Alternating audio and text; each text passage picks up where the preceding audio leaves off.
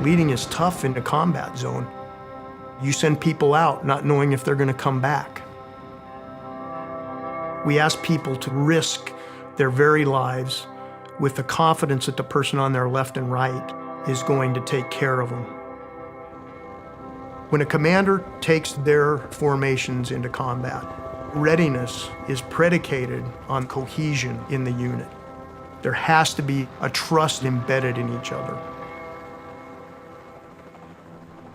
If people are being sexually assaulted, to have that trust violated so violently, it's ultimately chipping at the readiness of the unit to be able to go and do their principal mission for national security. I spent 27 years in service as a warfighter, as a commander, 4 back-to-back deployments to Iraq, and in Afghanistan as the commander of the Marine aviation units. When my oldest daughter graduated from high school, she wanted to go to the United States Naval Academy, like her dad. There's 4 women in her room. The odds are one of those 4 women, including my daughter, are going to be sexually assaulted. It's terrifying. We are at risk from a national security standpoint of putting ourselves in a place where people will not want to serve in our armed forces. I wasn't always aware of the totality of the sexual assault, sexual harassment conditions in the services. As I continued up my ranks and was selected for the next level of command, I could see that there were things happening under the surface. And then I was asked to lead the Sexual Assault Prevention Response Program for the Marine Corps. And at that point, due to the good work of Protect Our Defenders, actions on the Hill with Congress, it was becoming unavoidably apparent. We had already tried working within the current system. We cannot afford to wait any longer. Inside of the services, we were looking at data, and we had discovered very likely means to monitor misogynistic harassment behaviors online that might have helped us eliminate some of that behavior in the future. Quite honestly, it was met with resistance among my leadership. There was an unwillingness to stir things up at that level.